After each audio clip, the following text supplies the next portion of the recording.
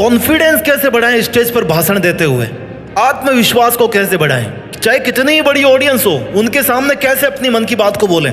ये video dedicated है उन सभी लोगों के लिए जो बड़े अच्छे बंदे हैं, जो अपने दोस्तों में आराम से बोल लेते हैं, जो अपनी फैमिली में अच्छे से बोल लेते हैं, अच्छा लिख लेते हैं, गा लेते हैं, सब कुछ अच्छा कर लेते हैं। लेकिन जहां पर पब्लिक परफॉर्मेंस की बात आई ना, जहां पर इनके हाथ में माइक पकड़ा दिया जाए, वहां पर इनका हाथ कांपने लगता है, पसीना छूटने लगता है, पैर कांपने लगते हैं, मन से विचार आता है कि यार ऐसा लगने लगता है जैसे किसी ने इनकी गर्दन पे तलवार रख दी हो। स्टेज फियर जो है ना बहुत सारे लोगों में, आप में से बहुत सारे लोग ऐसे हैं जिनके पास अच्छा खासा नॉलेज है। जब आपके सामने कोई कुछ बोलता है ना तो आपको लगता है कि यार इससे ज्यादा तो नॉलेज मेरे को पता है, लेकिन उसकी बात क्यों चलती है? क्यों? क्योंकि उसके पास में कॉन्फिडेंस ज्यादा है, वो ज्यादा लोगों के सामने अपनी बात को इफेक्टिव तौर पे रख पाता है। नॉलेज आप में भी उतना ही है, उससे ज्यादा ही है, लेकिन आपकी बात क्यों नहीं लोग मानते, आपकी इज्जत क्यों नहीं करते, आपको स्मार्ट क्यों नहीं मानते? क्योंकि आपके अंदर फियर है। किसका फियर है? स्टेज पे जाने का, लोगों के सामने बोलने का, इतनी सारी ऑडियंस को संभालने का। देखो मेरे भाई, एक लिमिट तक डर ठीक होता है। एक लिमिट तक अगर डर होगा ना तो आप अच्छे से अपना टॉपिक तैयार करोगे, अपना स्पीच तैयार करोगे, कंटेंट अच्छे से तैयार करोगे और लोगों के सामने जाकर के आराम से बोलोगे, भाषण दोगे अच्छा खासा। लेकिन अगर वो इतना ज्यादा डर है कि आप घबरा जाते हो, जो कुछ आपने याद किया सब कुछ भूल गए, पहली मिनट में अटक गए, तो फिर बड़ी दिक्कत है। इस वीडियो में आपको मैं तीन तरीकों से स्टेप बाय स्टेप समझाने वाला हूं कि किस तरह से आप अपना स्टेज फियर निकाल सकते हो, कैसे अपने मन का जो डर होता है ना स्टेज पे जाने से पहले, लोगों के सामने अपनी बात रखने से पहले, उस डर को आप कैसे निकाल सकते हो और बड़े कॉन्फिडेंट तरीके से आप अपनी बात को लोगों के सामने रख सकते हो। और तब लोग कहेंगे कि यार बात करना है ना तो इस बंदे की तरह, स्पीच देना अगर है ना तो इस बंदे की तरह। स्टेप नंबर 1, आप एक बेहतर योद्धा तब तक नहीं बन सकते जब तक आप अपनी तलवार को अच्छे से नहीं घिसोगे। कहने का मतलब है जब तक आप अपनी प्रैक्टिस अच्छे से नहीं करोगे, जब तक आप एक अपनी प्लानिंग अच्छे से नहीं बना पाओगे, तब तक आप स्टेज को अच्छे से नहीं संभाल पाओगे। प्रिपरेशन करो, तैयारी करो।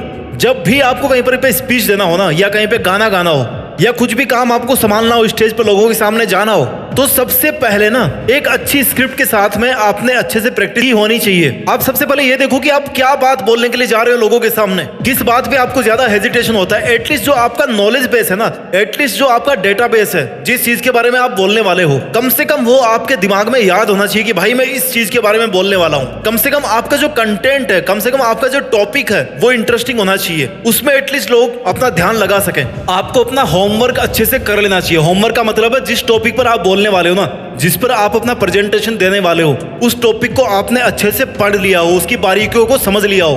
क्योंकि हो सकता है कोई आदमी आपसे क्रॉस क्वेश्चन कर दे कि भैया इसके बारे में बताओ। जब आपके पास में नॉलेज ही नहीं होगा ना तो आप कितना गोल बनाओगे? हो सकता है सामने वाले को आपसे ज्यादा पता हो।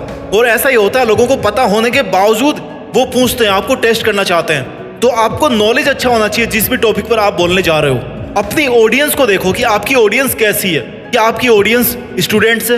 क्या आपकी ऑडियंस फीमेल्स है? क्या आपकी ऑडियंस ज्यादा उम्र के लोग हैं? तो आपको उसी हिसाब से समझना पड़ेगा कि भैया उन लोगों को क्या पसंद है, उन लोगों की हॉबीज क्या क्या है, उन लोगों के इंटरेस्ट क्या क्या है, उन लोगों की दिक्कतें क्या क्या है, ये आपको समझना पड़ेगा। अपनी ऑडियंस के बारे में आपको जानकारी लेनी पड़ेगी, अंडरस्टैंड करना पड़ेगा कि भैया ये जो एज ग्रुप है ना, ये जो तबका है ना, इनकी जरूरतें ये है, इनको इस तरह से बात समझ आती है। अगर आप कहीं पर स्पीच देने वाले हो तो प्रिपरेशन में आपका एक पार्ट ये भी आता है कि आप जहां पर भी स्पीच देने वाले हो, जहां पर भी आप स्टेज पे खड़े होने वाले हो, आप थोड़ा सा पहले आ जाओ और अपने आप को ना फैमिलियराइज कराओ। वहां से आसपास का एरिया देखो कि भैया कहां पे आप खड़े होगे, आपके सामने कहां पे कौन लोग बैठेंगे, आपके जो मेन गेस्ट है वो कहां पे बैठेंगे और आपको कहां पर देखना है। माइक के साथ में आपकी लोकेशन क्या रहेगी। जब आप अपने आप को फैमिलियराइज करवा लोगे ना तो उसके बाद में आपको कंफर्ट होगा। आपको एकदम से ऐसे अजीब सा नहीं लगेगा कि यार मैं कहां पे आ गया। अपने आप को विजुअलाइज कराओ कि यार मैं यहां पर खड़ा होऊंगा, मेरा फोकस उन लोगों की तरफ होगा, वहां से लोग मेरे को देखते रहेंगे।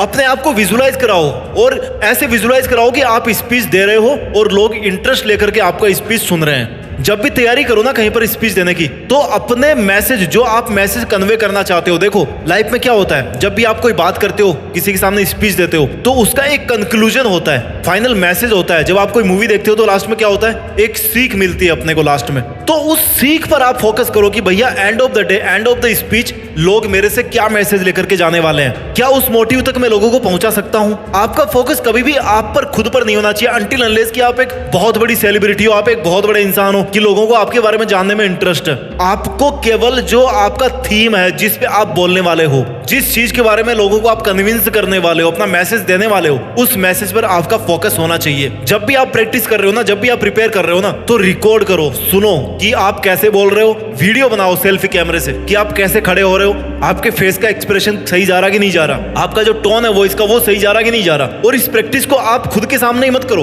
अपने दोस्तों के साथ में जिनके साथ आप बहुत कॉन्फिडेंट रहते हो, बहुत फ्रीली आप घूमते हो, अपनी फैमिली के साथ में, अपने मेंटर्स के सामने, इनके साथ में आप शेयर करो। तो ये था पहला स्टेप कि आपको प्रिपेयर अच्छे से करना है, आपको तैयारी अच्छे से करनी है। इसके बाद में आता है दूसरा स्टेप जो कि अपना मेन स्टेप है, यानी कि स्टेज पर परफॉर्मेंस। जब आप स्टेज पर जाओगे ना, आपको इतना पता है कि भाई अब कुछ भी हो, मेरे पास नॉलेज तो भरा हुआ है, मेरे पास नॉलेज की तो कमी नहीं है, अब जो होगा ना मैं संभाल लूंगा सब। एक कॉन्फिडेंस होना चाहिए आपके अंदर कि अगर मैं यहां तक आ सकता हूं ना, तो यहाँ के काम को सक्सेसफुल बना के वापस भी जा सकता हूँ, लोगों के अंदर अपना एक अच्छा इंप्रेशन भी छोड़ सकता हूँ। ओवर कॉन्फिडेंस में नहीं आना कभी भी। आई नो आपने अच्छे से तैयारी करी है, आपको अपने टॉपिक की अच्छे से जानकारियां हैं, क्या आप बोलने वाले हो उस पर आपका अच्छे से कंट्रोल है, लेकिन ओवर कॉन्फिडेंस में नहीं आना कभी भी, लेकिन अंडर कॉन्फिडेंस भी नहीं रहना। आप जिस पर्पज के लिए लोगों के सामने आए हो, जिस पर्पज के लिए, जो बात करने के लिए स्टेज पर आए हो ना, उस बात को अपने दिमाग में रखना है। स्माइल करो, आई कॉन्टेक्ट बनाओ लोगों से, और हनुमान जी का नाम लेके अपना काम शुरू कर दो, बोलना शुरू कर दो टॉपिक के बारे में। इंट्रो से शुरू करो, धीरे धीरे शुरू करो, टॉपिक को गंभीर बनाओ, उसके अंदर घुसते रहो, लोगों को लीन कर दो अपनी बातों में।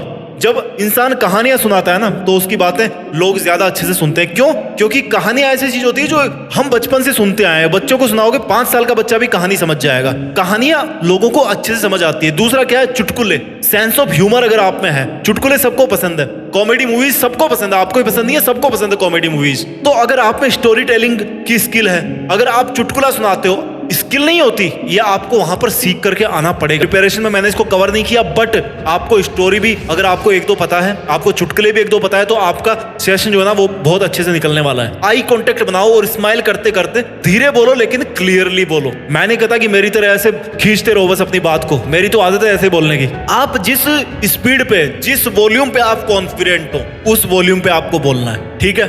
अपना जो बॉडी लैंग्वेज है ना, हम बोलना कुछ और चाहते हैं और हमारी बॉडी कहीं पे और जाती है। बॉडी लैंग्वेज पे कंट्रोल करना सीखो। जब बोल रहे हो ना, तो ऐसे नहीं कि किसी को ऊपर ही चढ़ जाओगे, बस लड़ाई कर लोगे उससे। नो, लोगों को इस बात से कन्विंस करने की कोशिश करो कि यार ये टॉपिक क्यों इंपॉर्टेंट है, आपका बोलना इस पे क्यों जरूरी है, आपने इसी पे बोलना क्यों चूज किया, आपका स्टेज पर आना क्यों जरूरी है। वो टॉपिक तो जरूरी है ही, लेकिन आपके द्वारा उस पर बात करना क्यों जरूरी है। क्यों? क्योंकि आप उसको बेहतर ढंग से समझा सकते हो, आप उसको बेहतर ढंग से समझा कर लोगों को कन्विंस कर सकते हो अपनी बात से। सब कुछ नॉर्मल जाएगा। जो स्टेज फियर होता है ना, 30 सेकंड का रूल बना लो कि 30 सेकंड तक मेरे को कंफर्टेबल रहना है, मेरे को देखना है आराम से, कुछ नहीं करना, मेरे पे कोई लोड नहीं है। जैसे मैं रूम में खड़ा हूं, वैसे ही मैं 30 सेकंड तक खड़ा हूं, कोई दिक्कत नहीं है, कोई पहाड़ नहीं टूट रहा। जिसमें ज्यादा हिम्मत है ना, जिसमें ज्यादा कॉन्फिडेंस है, आओ स्टेज पर संभालो माइक को, कोई दिक्कत नहीं है। हर किसी की यही हालत होती है माइक पे आते ही। तो अगर आपने 30 सेकंड तक सक्सेसफुल टाइम बिता लिया है स्टेज पर, तो आप 30 मिनट, 1 घंटा, 2 घंटा, आप चाहो जितना टाइम बिता सकते हो। 2 स्टेप हमने कवर कर लिए। पहला स्टेप था प्रिपरेशन का, यानी कि तैयारी, और दूसरा स्टेप था ऑन स्टेज परफॉर्मेंस, यानी कि स्टेज पर आपको कैसे बात करनी है, कैसे खड़ा होना है। तीसरा जो स्टेप है ना, वो आपको ध्यान में रखना है जब आप स्टेज पे हो तब। इसमें कुछ जो आपको ध्यान में रखनी चाहिए, क्योंकि वहां पर आपकी मेंटरिंग करने वाला कोई नहीं होगा। अच्छा करना है आप पे जाएगा, बुरा करना है आप पे जाएगा। माइंड सेट और खुद का कैसे ध्यान रखना है, खुद की बातों का, टॉपिक का कैसे ध्यान रखना है, वहां पे किस तरह की बातें होनी चाहिए, किस तरह की नहीं होनी चाहिए, ये आपको मॉनिटर करना आना चाहिए। जब आप स्टेज पे होते हैं ना, तो कोई उस टाइम पे नहीं बोलेगा कि यार तू सही बोल रहा है, यार तू गलत बोल रहा है, लेकिन केवल आप ही वहां पे होंगे जो अपना ख्याल रख पाओगे। जब भी आप बोल रहे हो ना, अगर आपने कोई इंपॉर्टेंट बात बोली, आपने कोई लंबा सेंटेंस बोल दिया, सांस लो, आराम से सांस लो, 2 सेकंड लोगों को सोचने का मौका दो। जितने आपके शब्द वैल्यू रखते हैं ना, उतनी ही साइलेंस भी वैल्यू रखती है। साइलेंस में क्या होता है? लोगों को सोचने का मौका मिलता है। जैसे आपने उनसे सवाल पूछा कि आपकी भी जिंदगी में ऐसा ही होता है, सोच के देखो होता है कि नहीं होता।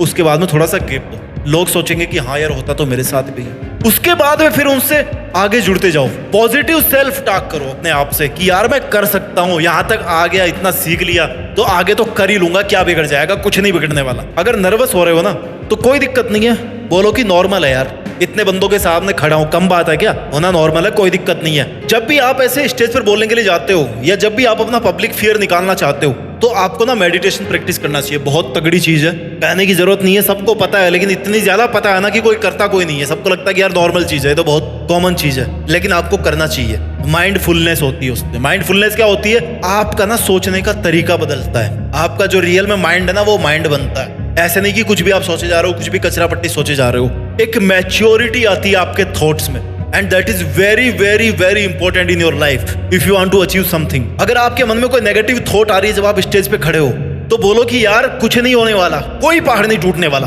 मैं इस काम को अच्छे से संभाल सकता हूँ। नेगेटिव थॉट्स को छोड़ दो, अच्छा सोचो कि यार जब मैं अपना काम पूरा कर लूंगा तब मेरे को कैसा लगेगा, तब लोग देखना मेरे को शाबाशी देंगे। इस पॉजिटिव वाइब के साथ में आपको रहना है स्टेज पर। हमेशा याद रखो कि प्रैक्टिस जो है ना वो इंसान को परफेक्ट बनाती है। आई नो एक अच्छा स्पीकर बनने के लिए आप में और भी बहुत सारी क्वालिटीज होनी चाहिए, लेकिन वो जितनी भी क्वालिटीज है ना वो सबकी सब इन्हीं तीनों स्टेप से निकल करके आएगी। इनको मैं जल्दी से एक बार रिवाइज कर देता हूँ कि जब भी आपको पब्लिक के सामने बोलना हो तो आप सबसे पहले अच्छे से तैयारी कीजिए। दूसरा स्टेप यह है कि जब भी आप स्टेज पर चढ़े हो, जब आप बोल रहे हो लोगों के सामने, माइक आपके हाथ में हो, तो धीरे धीरे बोलो, आराम से बोलो, धीरे धीरे लोगों से कनेक्ट होते जाओ। जब एक बार कनेक्ट हो जाओगे ना तब आपको लगेगा कि यार मैं तो नॉर्मल बातें कर रहा हूँ। और स्टेप नंबर 3, जब आप लोगों के सामने होंगे तो वहां पर ख्याल रखने वाला कोई नहीं होगा, केवल आप ही होंगे। आपको अपना ख्याल रखना है। अगर आप चाहते हैं कि मैं किसी और टॉपिक पर या इसी से किसी मिलते जुलते टॉपिक पर और वीडियो बनाऊं तो आप कमेंट सेक्शन में मेरे को जरूर बताना। अपना ख्याल रखिए, मेहनत करते रहिए, और मेहनत के दम पर ना देश में अपना नहीं बल्कि दुनिया में देश का नाम कीजिए। जय हिंद, वंदे मातरम।